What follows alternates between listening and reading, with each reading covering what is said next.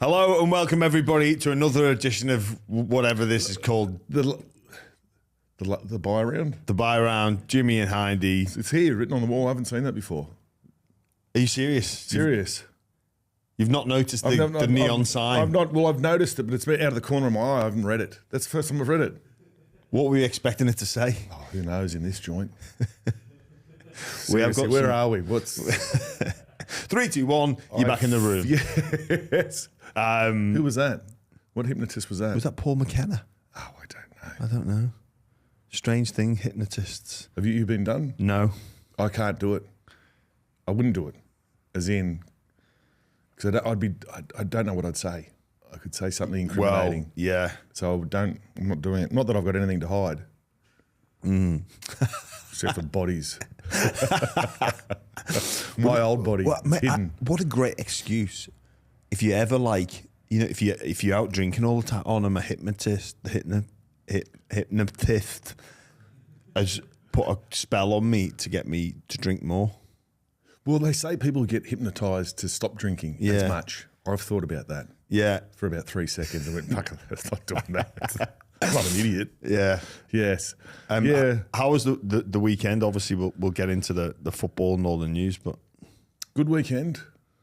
Not as in diet-wise wasn't good. Because I'm trying to trim a bit before I go overseas and before I lead into a nice summer. Because I'm a bit opposite. I try to trim my weight during the winter to put it on in the summer. Yeah. Where other people will put it on in the winter and get ready to trim it in the summer. I'm the opposite. You're the opposite. Yeah. Any fine dining? No reason to fine dine. No. I did actually. Yes. What was the occasion? No, I've got some family members over, so we went to Six Head last night. What family members are here?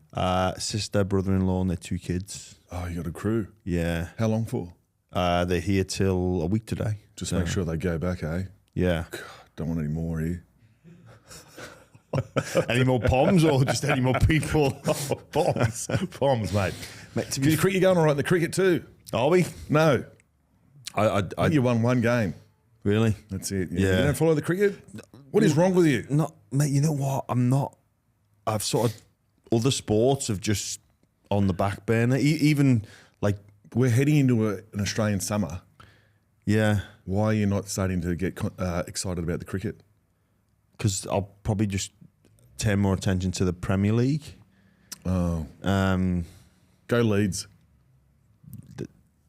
They've been relegated again, have they? I think they're in the Championship. Are they already? Yeah. Didn't they go up the other year? I think they're my team. They're my team. I can tell you're a real passionate fan. Oh, huge fan. Huge fan. We trained with them in 2000. Leeds United. Yeah. They would have had a few Aussies at that point, wouldn't they? The Dukes. He scored. I think he scored a hat trick when we were there. And the next day, it was all in the shops on video cassette. Oh, like to buy the the game. It was all in shops. I couldn't believe it how quickly they turned that around. Yeah. Great Aussie soccer player, Mark Bosnich. Boz is a champion. He's a legend and got some stories. Yeah, and the Stevie Wonder story is one of the best.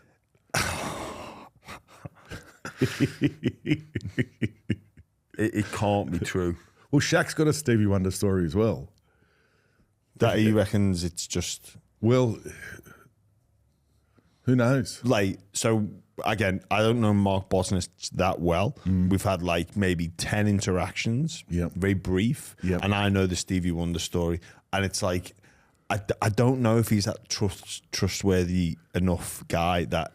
Tells a couple of porkies, you say. Or like, under the influence, like, this happened. It's like, well, did it? Well, did it happen? It's a good story. It's a great story. It's a great story. But if your life's on the line, you've got to get the decision right. Is Stevie Wonder actually blind or not? Like, well, did man land on the moon? Joe Rogan did a podcast recently about this, and of course they did. Are you sure? Do you know that they did? Well, I don't know, but there you go. Right. Have they gone back? I think that it's more likely we landed on the moon than Stevie Wonder not being blind, if that makes sense. Yeah, it does make sense. Yeah. We could talk about this for so long. We could. We could. Just What about quickly. P. Diddy? Should we talk about P. Diddy? Oh, he's a bad man, isn't he? Ooh. Yeah. He's in some shit. Isn't he just? Isn't he? And well, if you're that way inclined, if you're a PDF file, see you later. Yeah. Like, just get your pocket knife out. yeah, Just he lob him off. deserves a good shoeing, Yep. a good kicking, and a castration. Yes, that's what I mean. Our pocket knife. If it's true, Yeah. which I mean, We can only allegedly allegedly at the moment. Yeah. Yeah, those Yeah. lawyers from America fly in, close down the buy round. Mate, we've bought you. well, We've bought you one for. And now we're going to shut us Well, this is down. the last show, guys. Yeah. I'm just going to let you know that we'll not be back next week. Just on. Oh yeah, because you're going away, aren't you? I'm going yeah. away. Yeah. Yeah.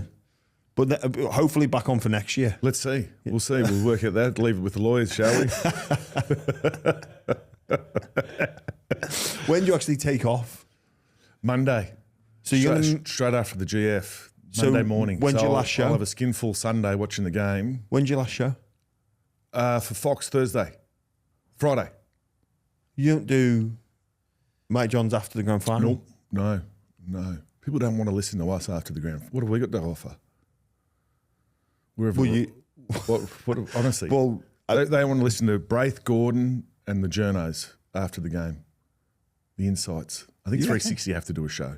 I think they've got to do one. All right, We're okay. out. We're You're gone. gone. See you later. So you're on So the I think we plane. do I think we've got our last show pre-record Thursday, which airs Friday. So I think we're at the pub Thursday, 3 p.m. And then that's it. We're done.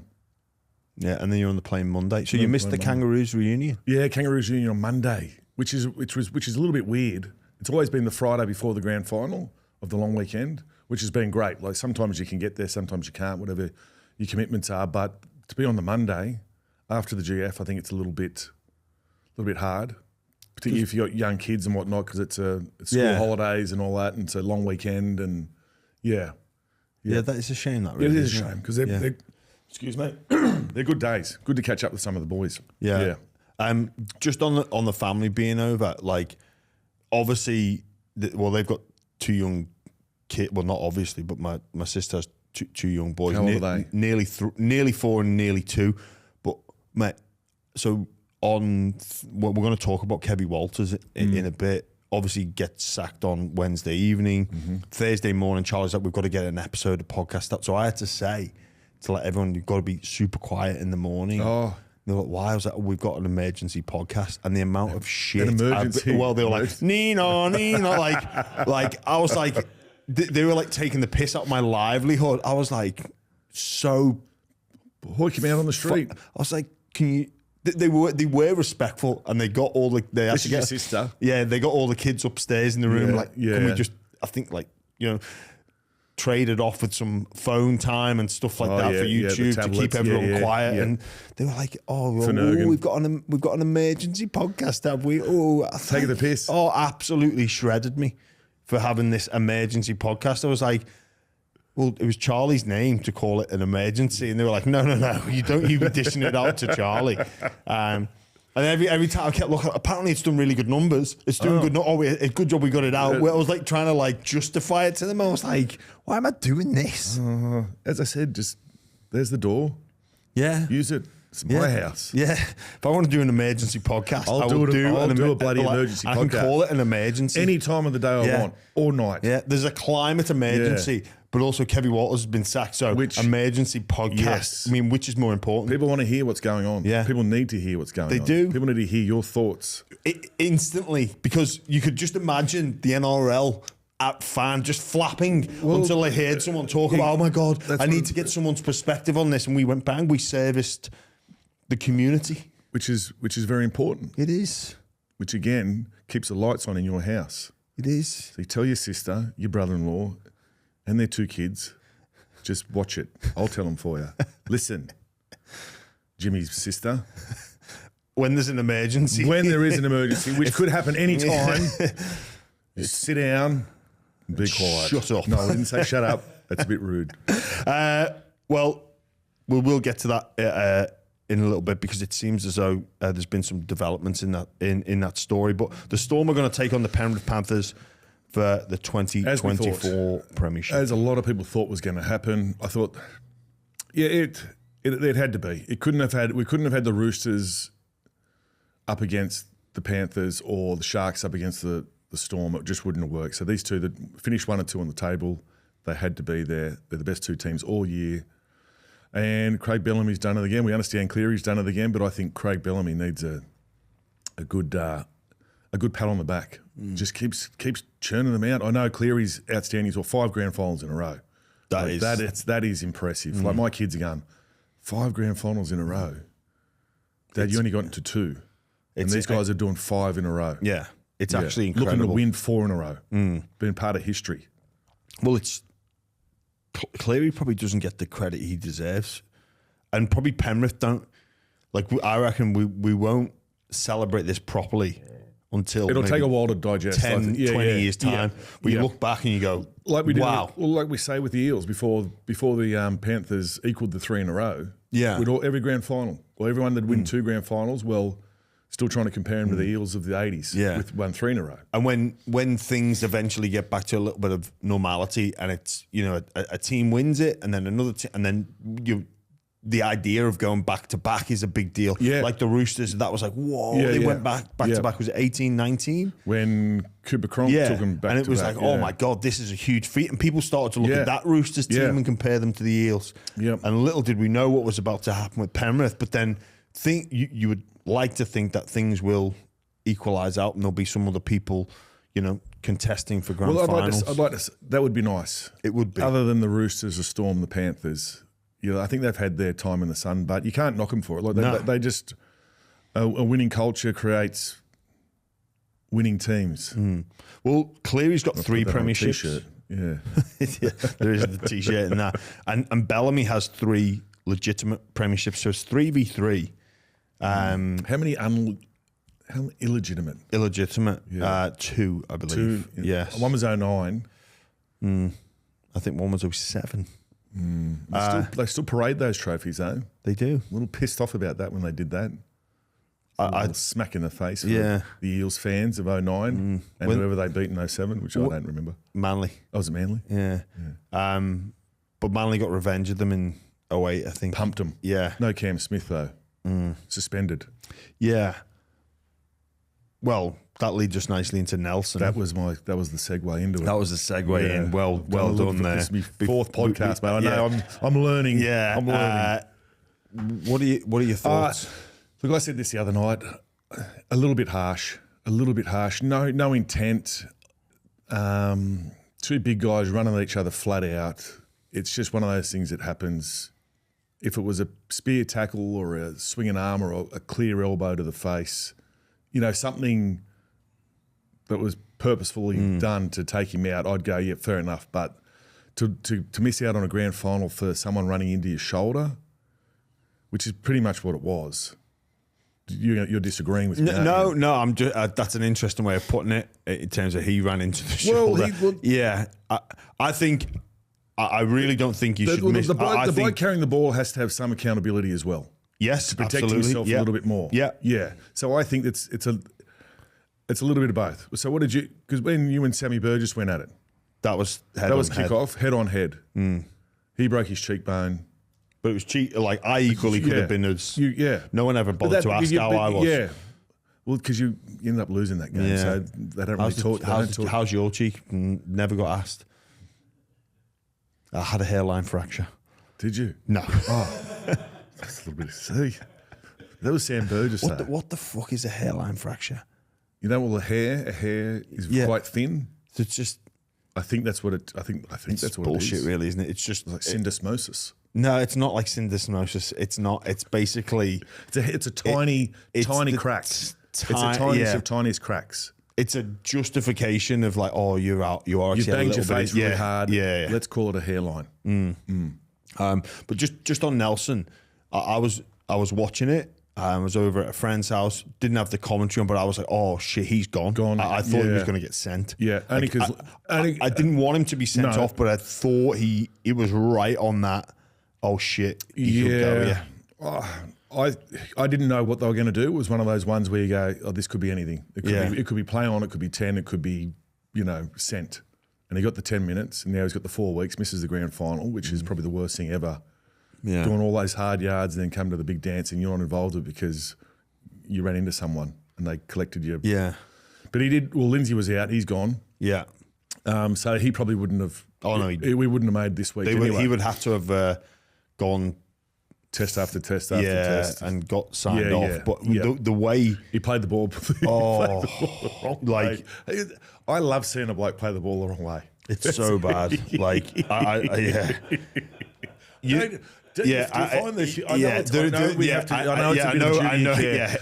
enjoy seeing it is those kind of like not the fact that he was knocked out and he didn't know where he was, but just because how we see other blokes, they could be flipped around and they've played the ball the wrong way. This was a little bit different. But I had a idea. I know there is a comical aspect to it, and even me, I've been knocked into next week, and watching it, but it's kind of funny to see yourself in that that puzzled look. If Collins had stayed down, I reckon Nelson goes. Sent. Yeah. So if you look at what I think Trent Robinson was alluding to the fact that he thought Nelson should have been sent. So he was very measured in his after the game. I think because I think the whole interaction with the cheese might have made him think. With the hip drop. Remember the other week with the hip drop and they... Oh, yeah. No, it wasn't... No, sorry, it wasn't the cheese. But it was the cheese. With Whitehead. With Whitehead, yeah. So he maybe thought twice about saying something. Well, he knows his team's just lost. And maybe if he says, he should have been sent, he sounds like a bad loser. But also, he's had 2 players suspended and sent off this year. So Dominic Young and Suolihi. Yeah. So I remember after... Dom Young, he came flying in, got Blake Taff. Yeah, but Taff was knocked up cold. Didn't miss him. Yeah, and but that was one of those ones though. Well, there was a bit. There was a bit more arm in it than just running and bracing yourself for contact. But I think that happens at a quicker speed and you get less time to react. Versus when Nelson, you've got lots of time to position yourself. I think Robinson knew he couldn't say that, but the very fact that he just said it, basically, I'm paraphrasing, but I'm just gonna let that one sit and not go there. Well, I think by saying nothing, it wouldn't have changed I don't think it would have changed the outcome of the game. What if it was 12-13 for the whole game? Well, the Roosters look pretty good. They look good for the opening 13-12, 10 minutes. Yeah. I think the Storm still would have been classy enough. You reckon? Well, they do like to dig their heels in and defend well. Yeah, they do like their whole thing is work hard for each other. Yeah. It's a long time. Yeah, true. But it is unfortunate that it looks as though Nelson will miss this weekend's grand final. But it is still going to be. Could you imagine if that was you? What would you be feeling today or this week? I'd feel like shit. Oh. With all the parades going on, all the you'd want to disappear in your own city. Oh, I'd be on a plane. I'd say, guys, I got to get out of town. Yeah, I'd say. For the week, I'll be back for the game. Yeah, you'd try and be like, you want to be upbeat, but deep down you'd be terrible. Well, mate, I was in 14 when we made the grand final. Geez, 10 years ago. Would have been around this time, travelling into training with Michael Innes, who knew he wasn't going to play because he was injured. Yeah.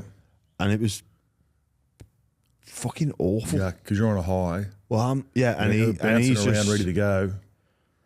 In this state of just dejection. You forget about that, don't you? Yeah. But he was, it was, but mate, there was, and he'd been named to play as well. So he was almost being used by the club or the coach to try and play a bit of a game with South. Like, you're going to prepare for Innes. He's ready to go. He's going to be right. Like, let's do a video on him and all that sort of stuff. That's what he was trying to do. Like, play down the injury. Mick knew he wasn't going to play. And like, obviously, Belmore's going off. Mate, he's there on his crutches and his brace. Try and get a cot. And he's like, mate, can you just go? Can we just go? Can we just go? He was sick of being. He was just over it. Yeah. You're going to play? Like, that's. Oh, you're going to be able to play. And he had to play the game. He knew that he wasn't going to, and he had to play the game. Like there was, mate, he's like, I'm chance. I'm getting there. I'm getting closer. Yeah, well, we'll see. Yeah, it was pretty. horrible, to be fair. But with Nelson, like, yeah, you just, the last thing you'd want to be is, I guess you go, well, I'll try and contribute the best I can. But I mean, what you're going to do, take a few carries in training, there's no one, injure someone. Fucking brilliant. Like, I just got that. I'd be hands in the air. I'd be going, I was going to sit on the bike. Yeah. Throw a few weights around. Yeah. Maybe get Big Nelson a boxing match. Just eat. Yeah. Start eating. Who have you, yeah, just start your Mad Monday. Who have you got in the GF? At the moment, from what I saw in the Panthers Sharks game, I'm leaning towards Melbourne. Just seem to be playing a little bit more of a upbeat style of footy, like fast, frantic. I know their opposition couldn't hold the ruck, so Roosters just could not control the ruck. And with having Harry Grant who's looking for one marker constantly to run, and then with Munster and Hughes in support all the time, they see it before Harry Grant does most of the time. They just rolled through the middle, tore them apart, sucked them in, then went to the edges or just dropped someone under. But I thought Penrith I don't know if Penrith can flick the switch like they did against Cronulla to a Melbourne side. You know, when they just went bang, we've given them enough time to try and beat us, but now it's time to lift to our other level, which they seem to have, and just go bang and score points. I thought, you know what, based off the form of the two teams, from a week's point of view, Melbourne looked the better team. Yeah. And Penrith... They look fresher. I don't think Penrith looked a little bit like doing first gear. Yeah, that's what I mean. Like, yeah. it was and their forwards wet didn't conditions, seem to be as intimidating as what they have been. But then I go back to, I think, round 24 when they played each other at Penrith Park. And although Storm won, I thought Penrith were the better team. They won the game off the back of that penalty that never should have been a penalty. Yep. They had that try scored for obstruction against them, which I felt was an obstruction. Yep. So I think when the last time out, if you hope the better team win, and I thought Penrith were the better team on that day. Yeah. Okay. Yeah. I look.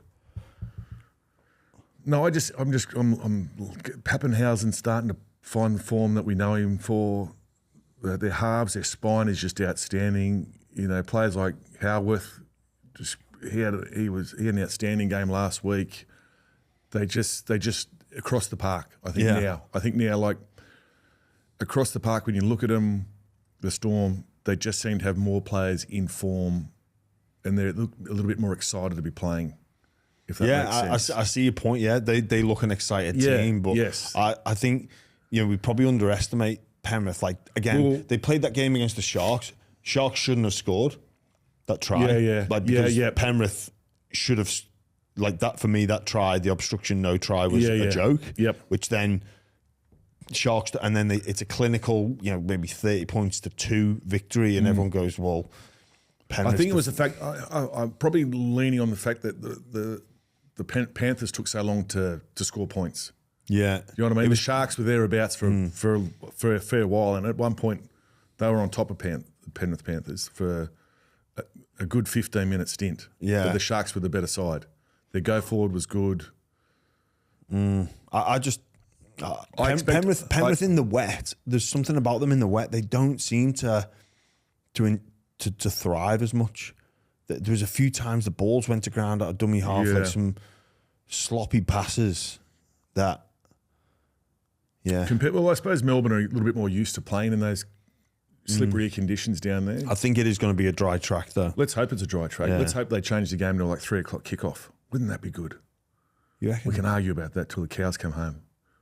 Because that saying cows come home is because the cows had walked themselves home. Do they? To get milked. Yeah.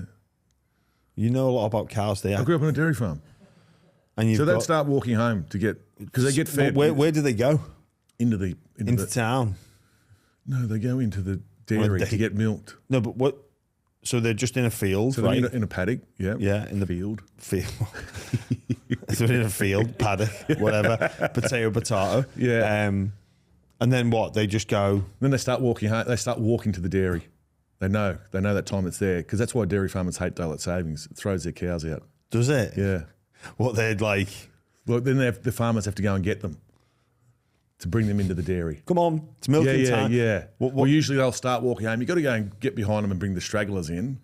But generally, their body clocks will tell them because they get fed when they're getting milked. So they know, all right, guys and girls, I should say, not guys, because guys don't get milked. No. But go on, girls, it's time to get milked, and they'll start walking through the paddock. Do they respond to that call? Yeah, they will. Yeah. Well, why don't the farmers just wait for the cows to come in naturally? Well, they do. They start walking naturally. That's what but daylight savings, would they just have to wait an extra hour? Yeah, but Oh, it's too dark. It's too dark. But it's not too dark. It's just their body clocks change, and because daylight savings start, so the cows aren't used to. You put the clocks. No, they don't. No, because the cow has no concept of time. It's the human being issue. That's what. That's what I'm saying. It's annoying for the farmers because the cow's not going. The cows don't give a shit. Hey, what time is it? No, it's for the farmers. That's yeah. We're going to put the clocks forward. Is it fall back, spring forward? The cow's not got no comprehension of what day it is, what time it is. It's just. I think they do. Milking time. I think they do. They would. They'd have some idea. No, they wouldn't. They won't. They don't know if it's a Monday or a Tuesday. They might. How do you know that? Because the days of the week is I guess a social construction. But what if there was a calendar somewhere? Do you know that you could actually change to 13 months in the year? Each month has 4 weeks. Sorry. Mate, you're the one that said that, the fucking cow. Like, moving on. I lost my Peacock during the week. Did you? For all my viewers. Bloody hell. So I fed my guinea fowl and Peacock, right? Hang on, you look like as in it passed away? Or No. I'll fill you in here. So I've got my chook house at home. I went out and fed them in the morning, which I do. My turkey Bubbles, and then my guinea fowl and my peacock, right? So a peacock you got to leave locked up for 6 months in your chook house before they kind of get used to being in that chook house. So when you let them out, they'll stay around and then they'll go back and roost in their chook house, sleep in the chook house. So I fed them on Monday, right? And we had a big gust and I've closed the door behind me, which I thought I had, but the latch obviously hadn't hooked over. And we've had a big gust of wind while I've been out, and it's blown the chook house door open, and my peacock pissed off. Just gone. Gone down the bush. See you later. Probably dead, isn't it? I'd say a fox would have got him by now. Yeah. Did you go looking for it? I did. How long? About 7 minutes. Then you just gave up. Oh, well, if didn't see him, didn't hear him, I went, you know what? Bugger him. Yeah, poor bugger. 6 month lockup. So he was in a 6 month lockup at my last house. And he gets fed, he gets water, he gets looked after. Yeah. So 6 month lockup, we sold the house. He was just about to be released into the garden, into the field. Paddock. So then sold the house. So I sent him down to my mum's place in the Southern Highlands, right? So he had to do he did an 8 month lockup down there. Then I've gone back and got him and brought him to the new house at Kenthurst to start his other 6 month lockup. So I think he's just gone, you know what? For a bit of freedom. Fuck this. Yeah, I'm out. I'm not coming back. Freedom. Yeah, and he's just buggered off. But my guinea fowl, they're good. They've been out. That's the first time they've been out. Yeah. How's the rest of the animals reacted to the peacock? Or because the peacock's locked up, he doesn't know. He's not met them. Well, because they hang around the chook house. My sheep hang around the chook house because they butt heads with Bubbles the turkey. Like Bubbles will try and go them through the chook house. He's a prick of a thing. Fun, but prick of a thing. Yeah. Who's going to look after all these animals while you're away? Good question. Because we've spoken about how useless my boys are. Yeah. I don't even know if they even know the animals are there half the time. The cows are going to be coming home and not get milked. Well, I don't have cows. You just said you did. No, when did I say I had cows? I don't milk cows. Did I say that? Did I? I've got Highland cows, but I don't milk them. Oh, right. Yeah. So how do you know so much about milking cows? Because I grew up on a dairy farm. Oh, right. Yeah, years. Sorry. Yeah. Well, and I hated every minute of it. Yeah. And you're complaining about daylight savings. I don't complain about it. I never got up to milk. I just hear people whinge about it. I love daylight savings. It's great. So because you can still be in the pool, or it's even better when there's a test match on in Perth, and it's like 10 o'clock here at night, and we're still watching test match cricket. It's great. So we went till the cows come home. I can't even remember what we were saying, but I think we were talking about Penrith. They could. I don't know. Panthers, cows. Yeah. That. So, I'm on. So you're on the Panthers. I'm on the Storm. Yeah. My tipping because I went to the Roosters last week. I thought there could have been an upset, and when they scored early, I'm thinking here we go because they needed to score points early. The Chooks, to stay in it. Little disappointed they fought back, and then the Storm went down the other end. And when Hughes scored off that, was it Hughes that scored off that knock on? It was a blatant knock on. Yeah. I thought the Chooks were coming back then, but yeah. They got after Keary and Crichton. They did. They did. And then that 7 tackle try, the 7 tackle restart try was spectacular. Yeah. From I remember the Tigers conceded one of those. I think maybe this season or last, and it was like, that is disgraceful. It's so bad. Oh, yeah. I think it was the Tigers, or maybe maybe this Souths. Year or last year. Souths did. Souths conceded one this year and it was just like, oh no, they look like they've given up here. Yeah. But credit to the Roosters, didn't give up. They probably could have got on their bike a little bit quicker, but they didn't. But then they were coming from everywhere, like chase back galore, Sualihi, Tedesco. But like, what a try that was! That was pretty special from the Storm. I don't think they can score that against the Panthers though. I think the Panthers they're will get on their bike. Too disciplined to let a they'll be set. Yeah, they will. It's a little bit weird that tries like that get scored, isn't it? Like how do you? Well, speed, especially reaction. I know, but against a side that they're going to try that.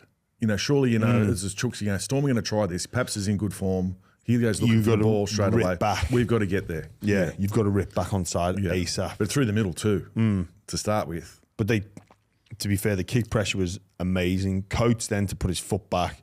Like Roosters, it's a very quick. It's not like the ball's gone all the way dead, which I think when it happened to Souths, the ball went all the way dead. So they had time to get. So they had time to get on their bike, but that was like caught just on the cusp of the in goal. Yeah. Foot out, bang. It was a special try. But you're taking Storms. I'm taking the Storms. And I'll take the Penrith Panthers. Anyway, Hindy, we'll get on to our Hyundai Hybrid Hero. Ever thought about going hybrid? Now you can. Check out the hybrid SUV range today by Hyundai today. We're focusing on a player that contributed in multiple aspects of the game. I'll let you go first. I'm going Howarth for the Storm. I thought he's had a great year, the Keanu Reeves lookalike. He does look a bit like Keanu Reeves. The fat Keanu Reeves lookalike. Yeah. Well, the heavier version of, I shouldn't say fat, but when Keanu Reeves used to carry a little bit of beef when he was younger, like in Bill and Ted days? Yeah. Yeah. They're more like those days. Not like the Matrix version. No. Or... That is Keanu Reeves in the Matrix. Yeah, that's what I just said. Yeah. I just had to think as well. What's that other one he's in? Where is that retired copper? Where is that? Anyway. Don't know. No, he is a policeman in Point Break. Yeah. Anyway, he did play well. He did play well. Just the way he got the Storm onto a roll, found his front a lot of the times, had half breaks here, there, everywhere, but just carried the ball nice and strong, was involved in everything. And I just thought he was outstanding. Yeah. It's as easy as that. Fair play. Well, my Hyundai hybrid hero is Jerome Hughes. I thought he was in absolutely everything for Melbourne. Scoring tries, different ways to score tries. He was hitting holes off Harry Grant Munster. He organised the team so well, brings a lot to the game, just like a hybrid does. So he's my Hyundai hybrid hero. Just plays footy, doesn't he? He is. But he's going to win the Dally M. Oh, he'll shit that in. Yeah, but his ability just to go, bugger it, I'm going to put my body on the line here and try and score. If I don't score, I'll get whacked, but I'm going to give it a crack. Cleary does that. I've got to admire the sevens and any halfback that goes smaller person and just hits. But see how they do it at speed though. Yeah, they do it at speed. Try and take advantage of a forward. Yeah, because he's not small, Jerome. As in, like he's not slight like a Keary or a what's the other one? Just another small one. Yeah, maybe Sammy Walker. Yeah. He carries a bit of beef. Which I like. Yeah. More like Joey John's style. Yeah. A little bit frumpier. Bit of muscle. Yeah, well built. Yeah, heavy boned. I think that's the way to describe it, is well built. Well, that is our Hyundai Hybrid Hero. Ever thought about going hybrid? Now you can. Check out the hybrid SUV range today by Hyundai. Check them out. Check them out. I am actually going to check them out. You say this every Monday. Well, I've got to wait for my deal to finish with the other car. I'm not going to buy 2 cars. I'm not going to pay for 2 cars. Everyone else has to pay for 2 cars. No, but what does your wife drive? A different car.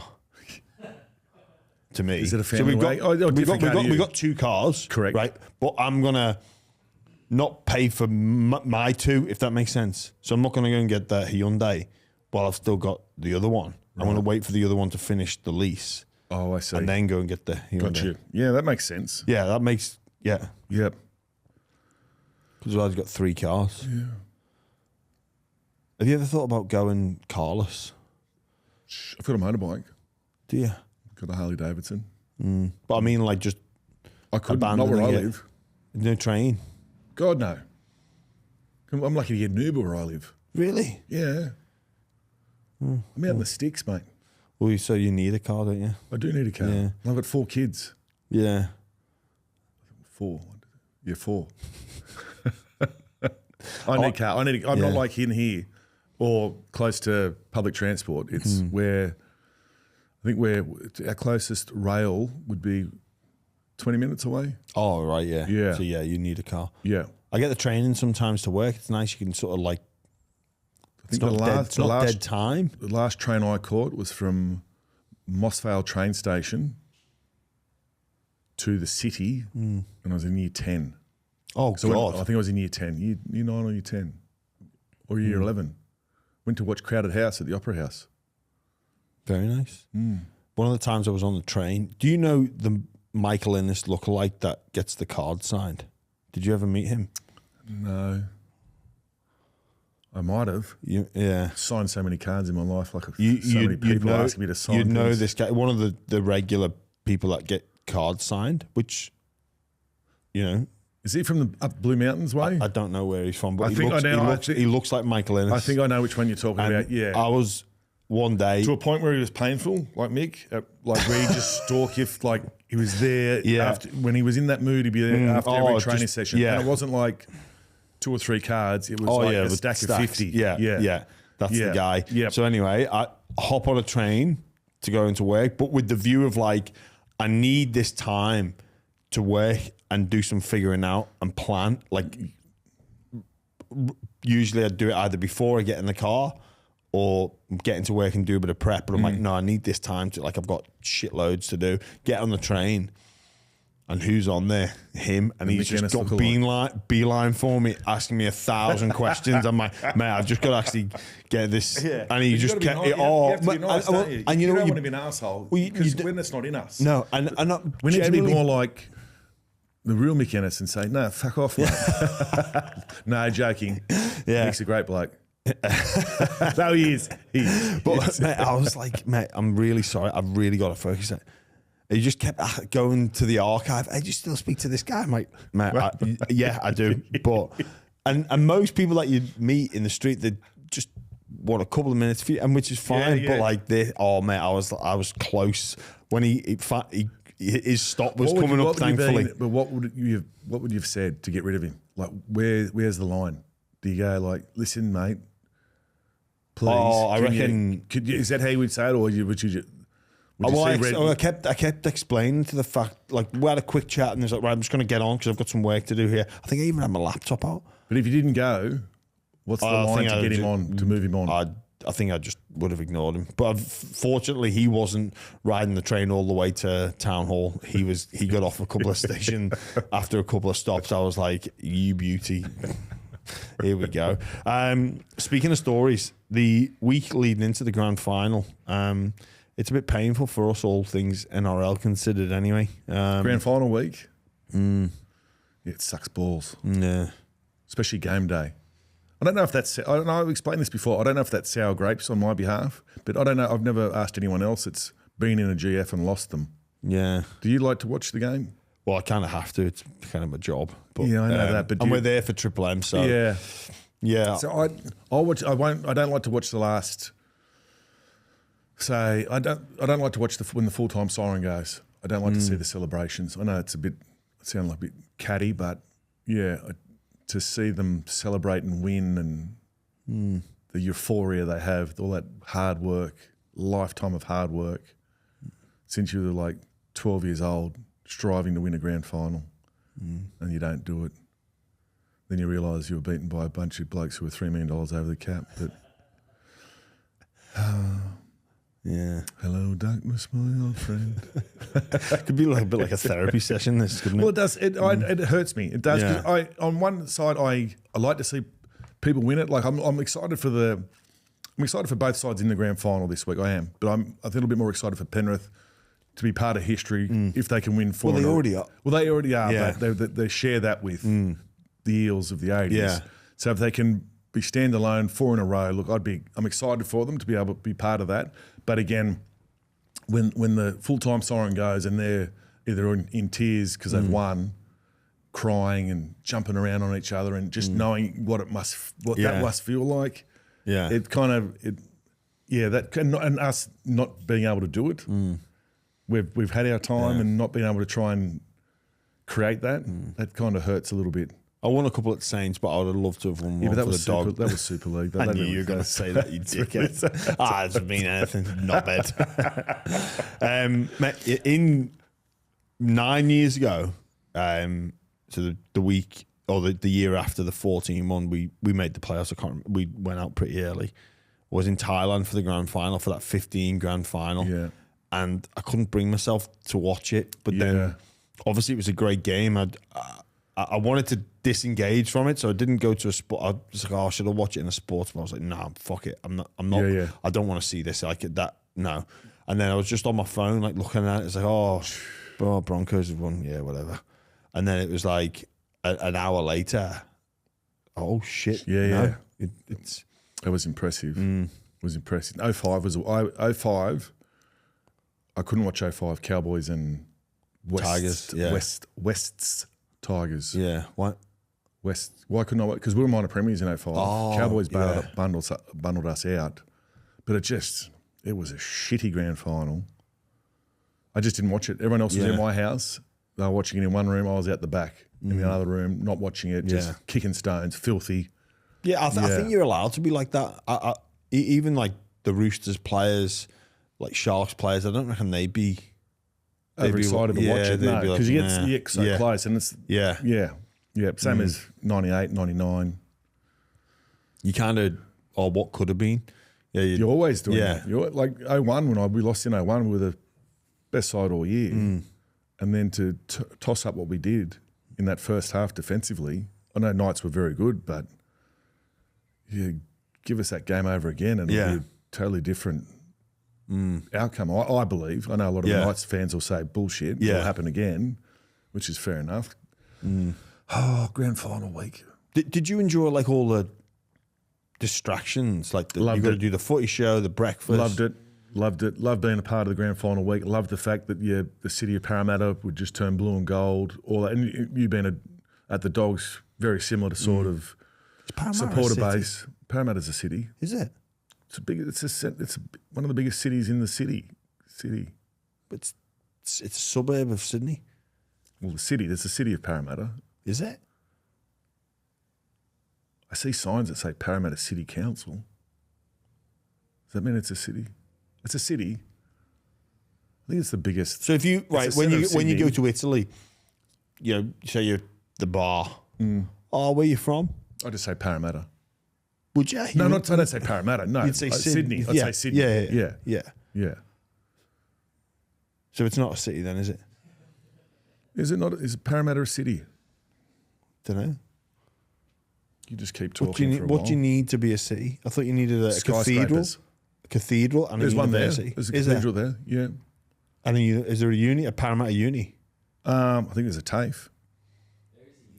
There's a Para uni. Yeah. Is Parramatta a city? I could have just asked Siri, can't I? But I don't know how to do that. My kids do. Is Parramatta a city?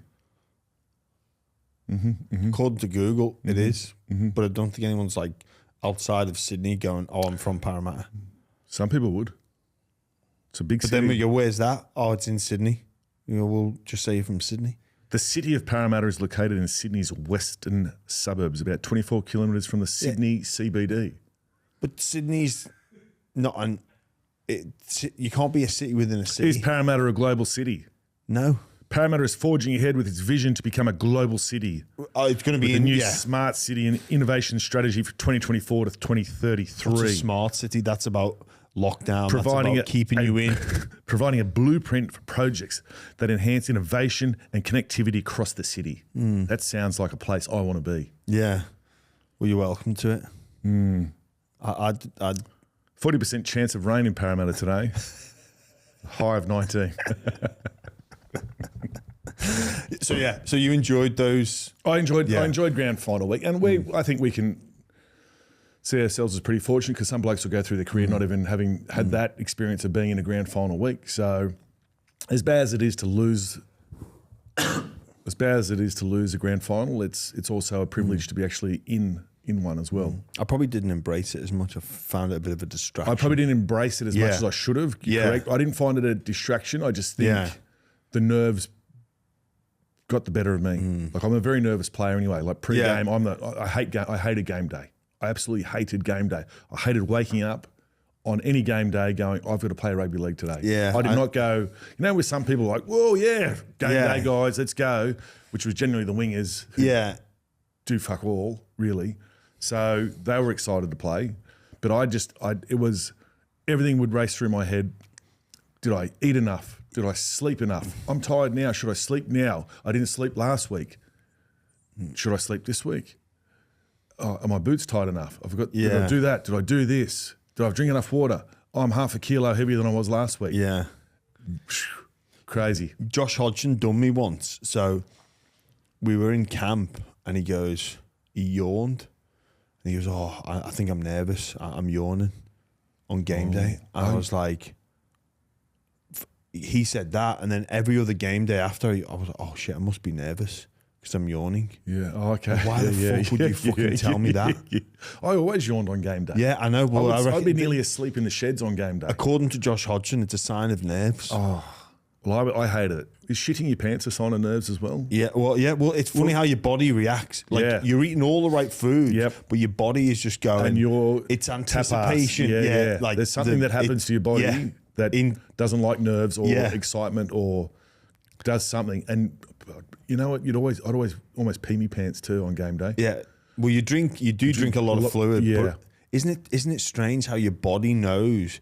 My body hated it. Yeah, your body knows and it's reacting in a certain way to go, just letting you know here, mate. Like, maybe you should give this up. So we think like that going to play a game of rugby league. Could you imagine what it'd be like stepping off one of those boats on Gallipoli? Like having, those buggers, they need to be. I wonder if they knew that.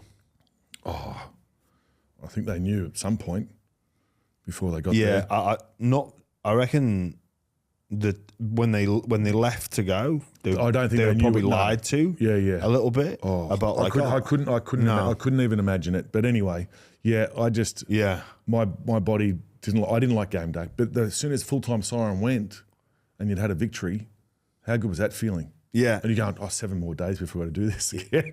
I reckon as soon as kickoff happened, I was just into flow. Like, what about half time though? Did you get the nerves again at half time? Because I hated half time. I wish sometimes the game would just keep going for full 80 minutes straight. No break. Half time was fine. Oh no, yeah, it'd all start again for me. Oh really? I'd be walking around the sheds, couldn't sit, trying to get your full breath in. Sometimes your lungs didn't feel like they were filling properly, and mate, I forgot you came up in an interview we did. I was going to mention it off the top of the show. I spoke with Dave Fairley. Who said that you were just fucking always antsy, always up. I couldn't sit down. I couldn't sit down. Like you wouldn't sit down in the. I tried to, and then I'd be up. He toured with you in the Kangaroos, and he was just like, he said, you were always up and about. Always, yeah. No, I didn't have him in Kangaroos. Dave Fairley. Maybe no, he was at the Eels. He was at the Eels as an assistant. I had him there at the back end of my career. Yeah, but I couldn't sit down. But also to the back end of my career, I couldn't sit down because if I'd stopped, I wasn't moving again. Oh, you that was that. Yeah, that was a bit of that. But still, I didn't like to. Most of the time, I didn't like to really sit. But back end of my career, because you know what it's like. You start cooling down. Yeah, you can't. It's everything goes. He also said you were very competitive as well. Well, aren't we all competitive? That's why we play. That's why we played the game. But when you're so nervous and you like, why do you think you were so competitive then? That's just in us. Just you can't. Well, that's you were competitive. You know, how do you? That's just how we're. That's our DNA. That's how we're programmed. That's why we made it through all those pre-seasons and kept going where others didn't. You know what I mean? That's we're programmed differently. Yeah. Did you ever get sick before a game? Vomit? Yeah. No. I'd have a couple of dry heaves because I'd hear others spewing. Oh, like mate. Fui was a mad yakka. Isn't that weird? Like because you wouldn't know he was nervous, but he also got nervous. Does that body that intent? Well, that's your body saying like. But I was never a spewer. Yeah. Just the head noise on game day. Shocking.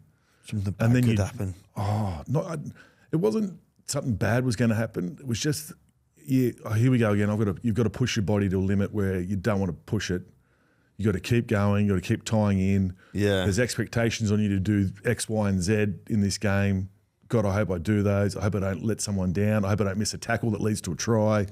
I hope I don't knock on. Oh. And even you know, if you win, if you get it right, good things will happen. If you get it wrong, bad things. Yeah. It's all determined on this. Like your next few days are determined on this game. And there's so many variables that you can't control. You've got to almost let go of that. But we used to, on the way to games, if it was a bus trip, mate, the amount of times I'd go past pubs and I was sitting on the back, before the Eels created Sonny Bill Williams in his debut, and by not tackling him, and just letting him do what he wants. On the way to the game, I'm sitting at the back of the bus. We go past the Royal Oak. I'm going, God, wouldn't it be great to be just sitting in there right now having a couple of schooners?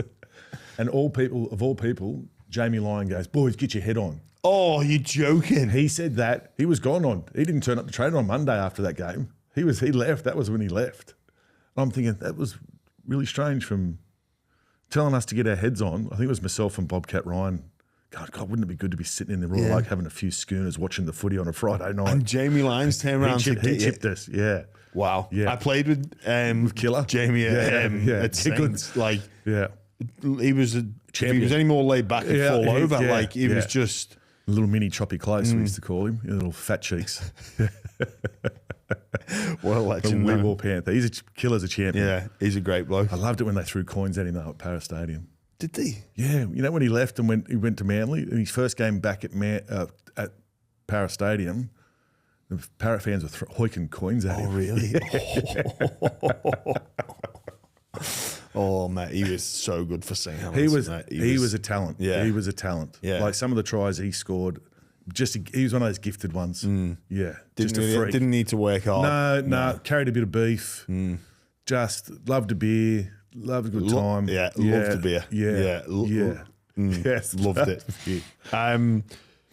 We'll switch to some of the news of the week. Obviously, Kevin Walters sacked as Broncos coach, and it looks like Madge is going to be in. What are your thoughts on all this? I would have loved to have given him another 12 months, at least, to try and turn things around. I think the fact he got him to a grand final should have given him another bit of leeway. They had a disappointing season, but the Broncos, because they've had success for so long, they did. And I think they're still holding on to that a lot. Yeah, that era. Well, they're still a huge club. They're massive a huge club. Yes, I think there's some obviously other clubs up there to start and take a few chunks out of them. Obviously, with the Dolphins, the Cowboys are up there, the Titans are. So they're kind of, I think, but they are a huge club. They always will be a huge club. But I thought they should have given Kevy another crack at it. Definitely another crack at it, considering. Two of their biggest players were out for a lot of the time during the year. Well, three of them really. Well, Payne Yeah, Payne missed a lot of footy. Walsh missed a lot of footy. Ezra, he missed a lot of footy. So I thought, did Kevy handle the origin period as well as he probably could have? I think he'd like that time over again, resting and not resting and all that sort of stuff. But But in saying that though, they've done it now. They've done it clean. Yeah, they've not all this innuendo going on for months. All the whispers that can sometimes happen when they're considering getting rid of a coach. They've just done bang. Do you reckon this is a reaction to the review, or do you reckon they've already made this decision and the review was a bit of a facade? I think the review is always. Every club would have a review because it was weird when they do, but when they say publicly they're coming out and having a review, the writing's on the wall. Yeah, maybe. Yeah, generally, because I think the end of season didn't go well. They lost to the Dolphins in that must-win game. Almost like, okay, they can't make the grand final now. We sort of reviewed the Broncos, talked about Kevy.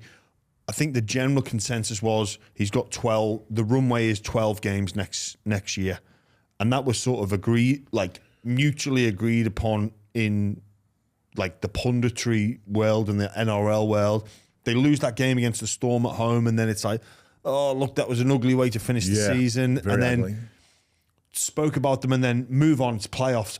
And then this review, it's like, they're doing an end of season review. Yeah. And then bang, it comes out. But then you hear some people that say the players only did a unanimous survey. You hear some people say, no, that the players were sort of criticised Kevy in terms of he wasn't hard enough on some people. You hear that some of the staff were not complimentary of Kevy, but it's hard to know what to... And you hear some people say that this decision has been made weeks ago, and that this review was just that, oh God, we need a reason.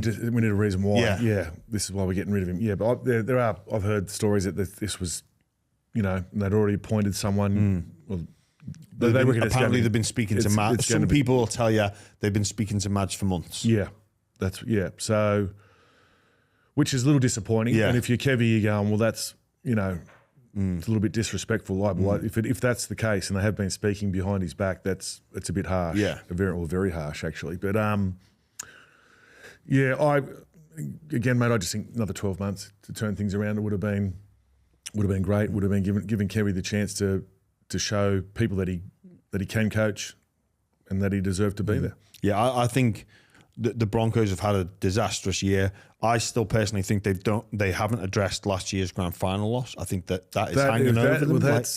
And people can say no. That's the worst way to lose a grand final. Yeah, and when you were and even I couldn't even think about losing. I'd rather get pumped by 50 than lose a grand final like that. Well, not just lose it. You lost it. Yeah. You didn't lose it. You lost because you actually had it. Yeah.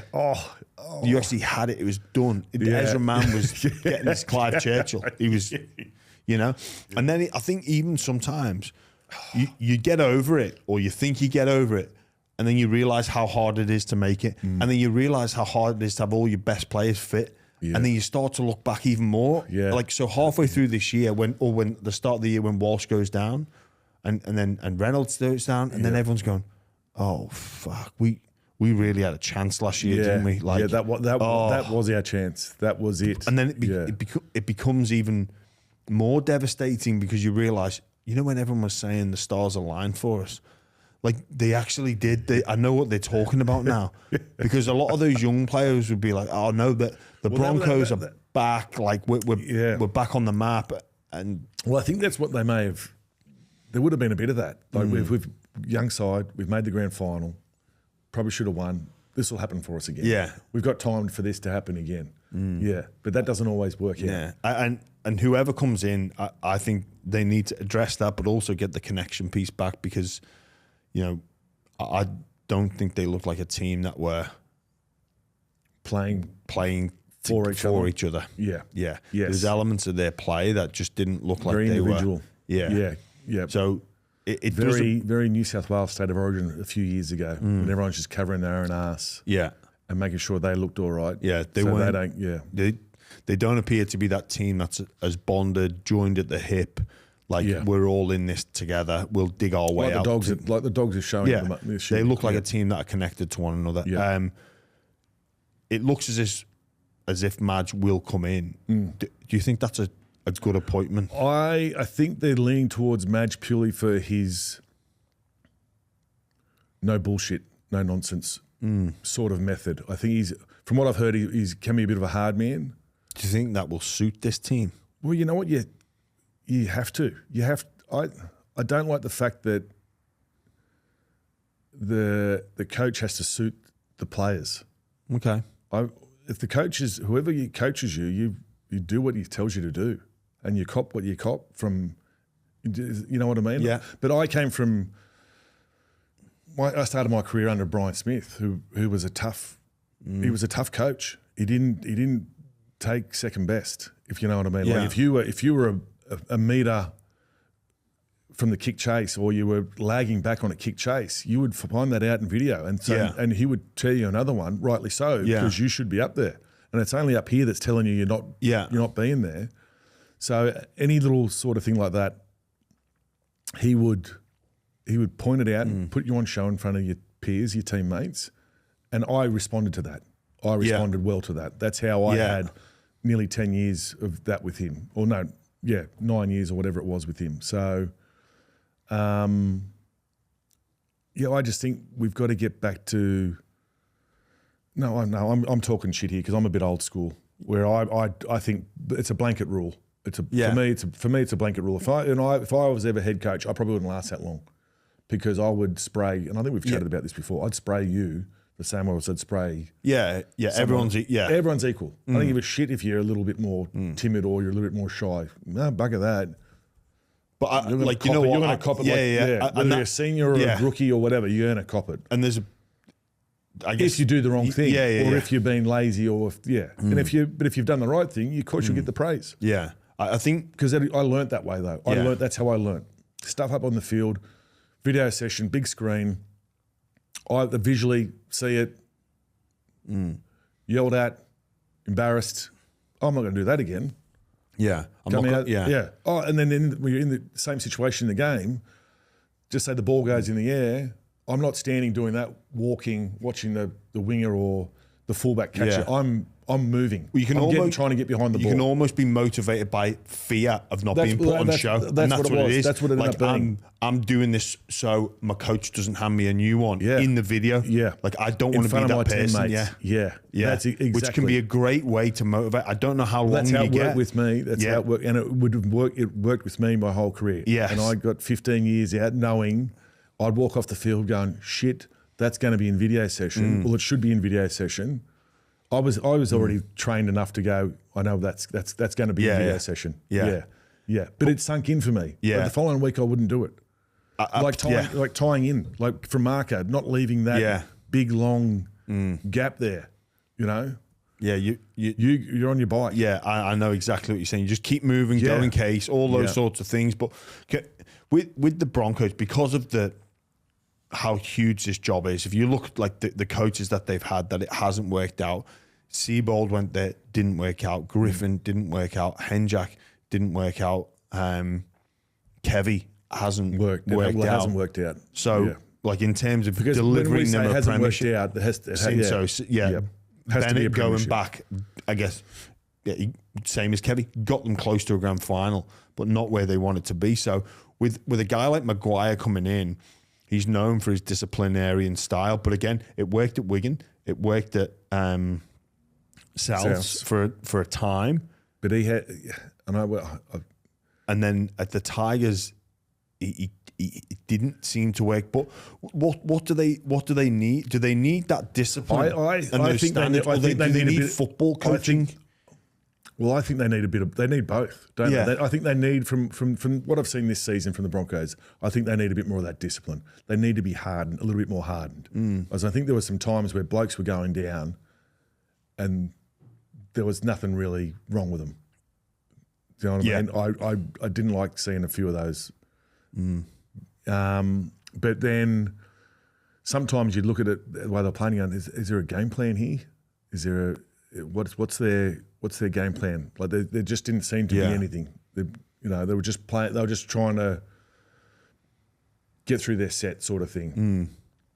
So I think they need a bit of both. But I think Madge, if Madge does get the job, I think what we're talking about with them being so hard and so stern, and it will have them fit. I think they'll need that. But then on the flip side, they'll need a good assistant that can. They've got some young players that probably haven't maximised their potential as of yet, or some players that have skyrocketed last year and then not performed as well this year. Who's the big front row, the huge front row? Is it Willison? Willison and Takeover. Yeah, I like the look of that Willison, but I think I think they need a bit of everything. But again, the Broncos they demand success. They have for forever because they were so good early on. They had success early on. Well, there's the game within the game as well when it comes to a team's success. And we spoke about discipline, fitness, actual pure coaching and game awareness, understanding, quality of roster. These are all important aspects, but we know the media are important. You and I know that probably better than most. We have that look behind the curtain quite a lot and connection to the past, which is a big part of what football clubs or strong football clubs tend to do well. We look at the Bulldogs. They've connected with their past. They connect with the community. They connect with one another. Penrith Panthers. Very community-based, but also connection to the past with people like Royce Simmons, Paulo Tua, Greg Alexander. They're all on board. You know, the Storm, they connect well with their former players. The Roosters, the Knights, and the roles within the media and that connection to the past. With Maguire, even the fact that he was the New South Wales coach that beat Queensland, and obviously Brisbane are in Queensland. There was beef between Gordon Tallis and Madge Maguire in the build-up to Origin, the glass houses story. Is this? So what are you getting at? Well, are you getting at the fact that he's coached? Does Maguire? Are you saying there needs to be a connection to the Broncos? To be a coach there. Does that? But I know a lot of the old boys. That's what I think. I think Webke's already come out and has Gordy hinted at that as well. Like I know the old boys have a fair bit of influence there. Yeah, they do, and but obviously not enough to keep Kevy though. Because if they're old boys, Broncos old boys, I think they were the ones pushing to obviously keep him there, and may have helped him get there.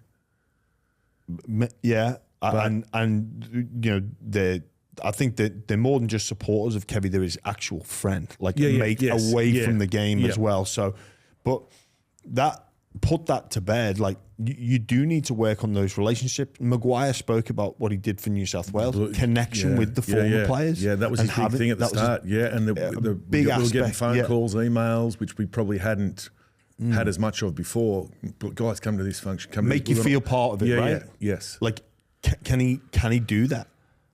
Being an outsider at Brisbane, being an outsider, can he do that? I think he can. Why can't he? Why can't he? Just because he's coached the Blues? Is it because he's coached the Blues? He'll find it more difficult. Is he going in there as a spy?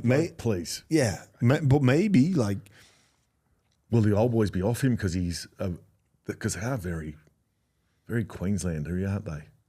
So will that affect? That won't.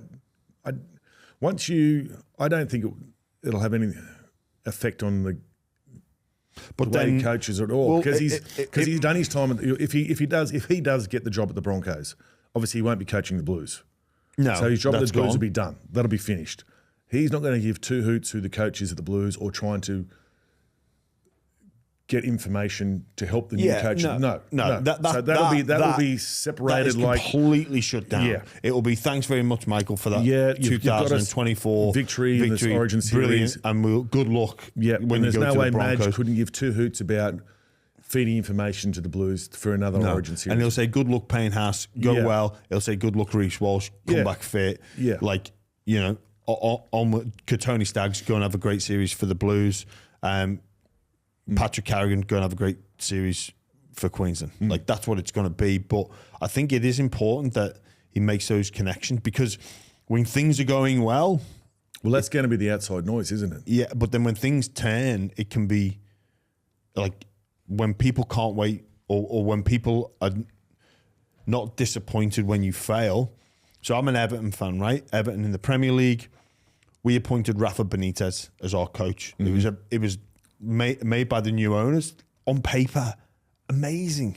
Like, won a Champions League with Valencia, won the league with Valencia, won the Champions League with Liverpool.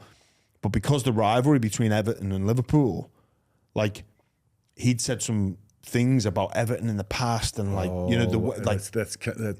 so he didn't go directly from Liverpool to Everton. He went via Newcastle and Chelsea. But there's still that connection there. Everton fans, when he was appointed, they couldn't get over it. They actually hung a banner at his house saying, "We know where you live, don't sign." Before, when it was being rumoured. Shit. He signed anyway. First month, amazing. But there was so much because he couldn't hatred towards him. First month, manager a month, did so well. After, as soon as they lost, they couldn't wait to get after him. Rugby league fans, they're different. But it's not fans. It's more like this connection piece to the past, where it's like, well, as soon as things go wrong, which they inevitably will at some point, they're going to be on the criticism bound. This was the wrong appointment. You know, like there's always the potential for that. There is with any coach signing. Because sometimes I think of all the coaches available, Maguire probably is the best candidate because he's won a comp, or he's running the Super League. Because he's been successful. He's got runs on the board. He's got experience. What's his longest time at one club? Do we know? Maybe 4 years at South, 5 years at South. Yeah. But like, he's got experience, runs on the board. He obviously had that magnificent series win for New South Wales. So he's, in terms of who's available now, probably on paper, the right man for the job, unless they were to go and try and get a coach out of a current system, which doesn't happen too often. But in terms of what's available, best candidate. But does he suit this club? Yeah, that's that. Does it match it up? does. Well, it doesn't. And this is from. It doesn't seem like a straight fit. Yeah, it's not a match made in heaven where it's like, we see this. Like, well, we're coming off the back of Kevy, who was a Queensland Broncos great. Yeah, a Broncos old boy. So that's probably why this seems a little strange. And so. If Madge does get it, I think there'll be some teething problems, but I think over time people will settle. Well, you'd hope that, wouldn't you? Well, they will, but then as you said, the knives will be out as soon as if they drop 4 in a row next year or drop through the first couple, the knives. Or it's they're 5-5 going into Origin. They obviously then have to, they'll be contributing to State of Origin. Then it's you're damned if you do, you're damned if you don't. If you back people up, you don't. It's but who else do you? But there's no one else. Who else would you put up there? Well, you keep Kevy in. Well, that's what we all thought he was going to do. Yeah. How wrong we were, James. We were. All right, we've got some time for some questions, Hindy. We'll go first. Question time. Question time. This is one from Anthony_D 2001. I wonder what the D stands for. Yeah, so do I. Is the Roosters Premiership window now closed? They lose Sualihi, Manu, Jared, Kiri, Tupanua. Is it closed? They lose a couple of strike players there, don't they? Yeah. Look, I think it's definitely starting to shut. I don't think it's closed. I think they'll still be competitive next year without those players. Like, and without, you look at Kiri, he wasn't their go-to man this year. No. It was Walker's team. Yeah. So I think they've got Sandon. Up front they've got Jared's leaving, gone, but they've still got Lenu, Collins, May. Yeah, May. I think May's going to be their next. White. Yeah. So I think with their forwards, they've got Victor in the back row still. They've got all the back row. They've got the forwards covered. That's fine. It's a bit of strike on wide. But even Joey, the last month or so, even didn't. I don't think he got enough ball during the semi-final. He had to go. He was on the opposite side of the field last week looking for some ball. Yeah, he started Billy Smith. Hopefully, he can. If he stays injury free, before he got injured again, I thought he was in good form. Talk about unlucky. Yeah. Fucking hell. But it is closing. I don't think it's. I'm not gonna. Well, do you reckon they're going to go on a signing spree in the summer? They got some dough. They've got some cash. Yeah. I reckon this year we could see a fair bit of movement. Yeah. Yeah, and they've got some money to spend. They'll be throwing it around. Well, they get some training to mark no one going to need to wase. Yeah, I'm not even going to try and say it. I didn't try and say it on our show, and I'm not going to say it now. We'll put some training into him, see how he goes. Can catch a high ball. He can. I reckon they need some recruits, and even Dommy Young too. He started running a bit sideways for me, crossfield. He's a big bopper. He is just run over someone. Yeah, I know. I was crapping a crossfield. God. Then hoiking it. Got a question from Sam Lloyd Johnson. What did Hindy think when... Lloyd.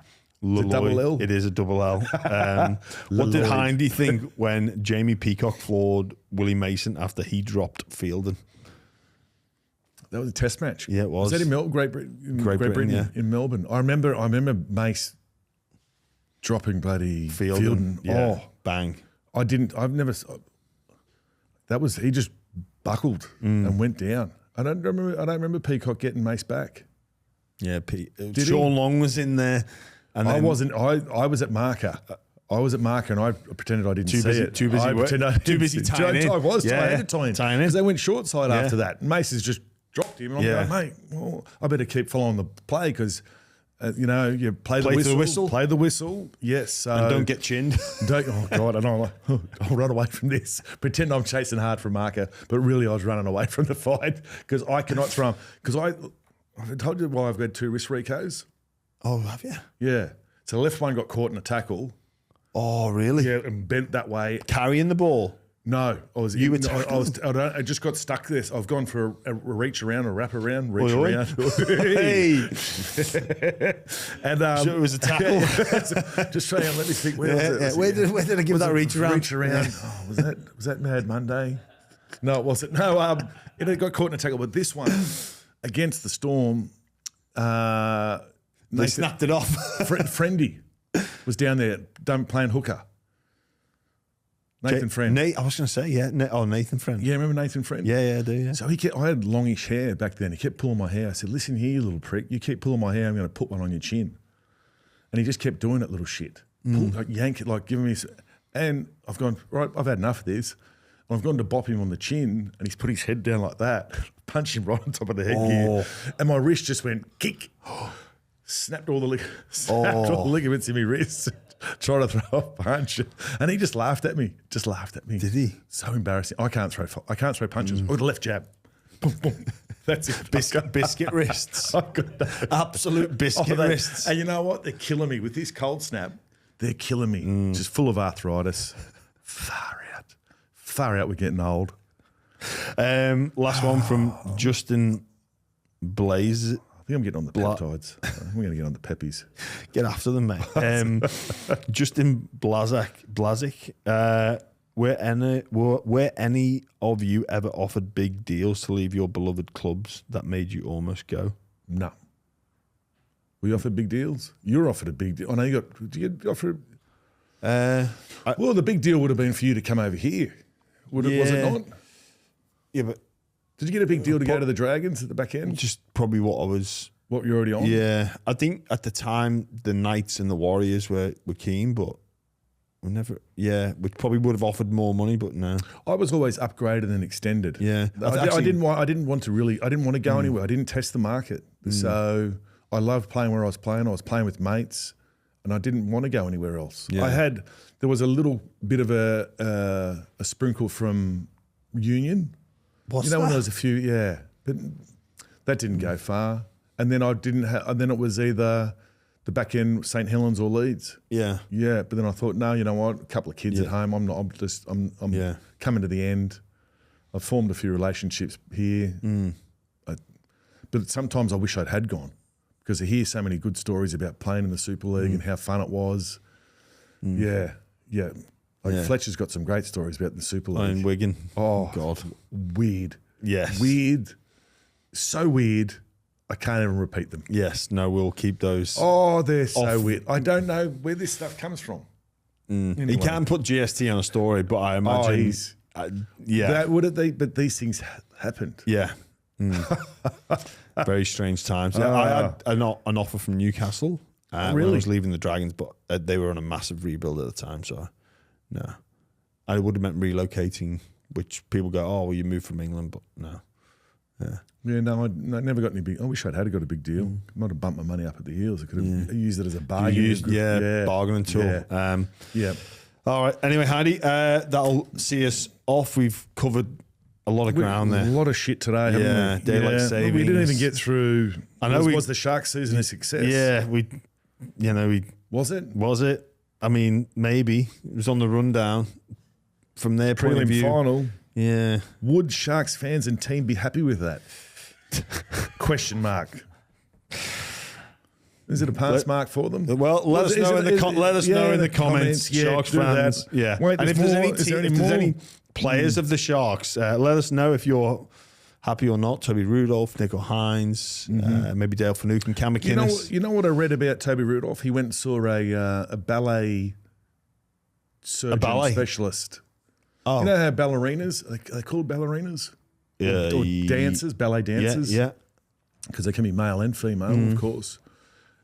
Because they stand on their toes quite often. Yeah. They have a lot of toe injuries. Yeah. And I know Toby suffers from chronic turf toe. And I've had 2 operations on my big toe for a similar thing. I just wish I'd known that these. So I've got a bit of pie, like Trivial Pursuit.